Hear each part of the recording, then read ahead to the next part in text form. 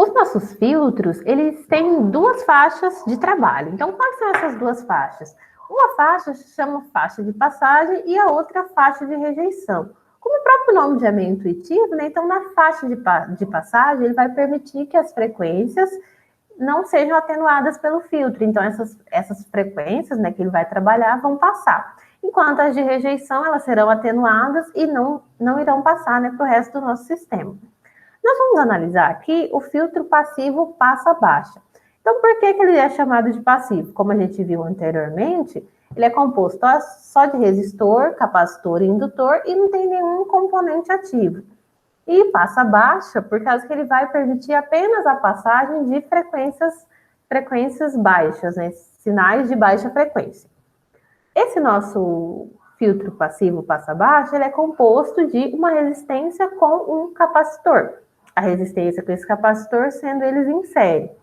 Nossa tensão de entrada vai ser uma na resistência e na saída do nosso capacitor, enquanto a nossa tensão de saída nós fazemos a medida, né, fazemos a leitura no nosso capacitor.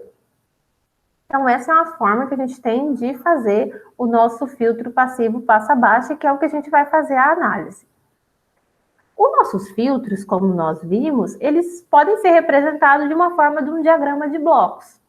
Um sinal de entrada e o nosso sinal de saída, que já vai ter sido atenuado, né? Já vai ter passado ali, no caso do nosso passa-baixa, não vai permitir passar altas frequências. E a gente tem uma propriedade que se chama o ganho, né, desse nosso filtro. E esse ganho, ele é a relação, né, da nossa saída com a nossa entrada. Então, nós teremos saída sobre a entrada. O que a gente viu que era uma função de transferência? É a relação que a gente tem de uma saída com uma entrada. Então, quando a gente vai fazer esse ganho, a gente já consegue chegar na nossa função de transferência para os nossos filtros. Mas antes, ó, vamos dar uma relembrada sobre como esse nosso filtro está trabalhando ali na parte de frequência. Então, ele trabalha em corrente alternada. Então, nós temos que lembrar como que é o comportamento de alguns componentes, né, quando a gente tem uma corrente alternada. Quando nós temos uma corrente alternada, a gente não vai ter só resistência pura. Nós temos a parte que são as impedâncias, né? Então, as impedâncias que é como que as resistências também de outros componentes. Então, qual que é a resistência que o indutor ele tem e qual que é a resistência que tem de uma passagem de corrente de um capacitor.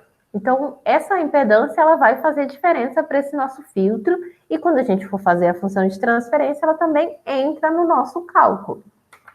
Nós podemos ver aqui, ó, o exemplo do comportamento que nós temos da reatância indutiva e da reatância capacitiva, né? Então, quando a gente fala dessa resistência do indutor e da resistência do capacitor, é chamado de reatância.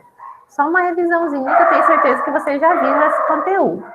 Então, aqui, ó, quando nós temos, como que é o comportamento da frequência com essa nossa resistência? Se nós temos um circuito que é puramente resistivo, ele vai ter esse comportamento, né? Então, ele vai se manter. Se nós temos um circuito que ele é puramente indutivo, nós podemos ver que quando for aumentando a frequência, vai aumentando essa nossa resistência indutiva.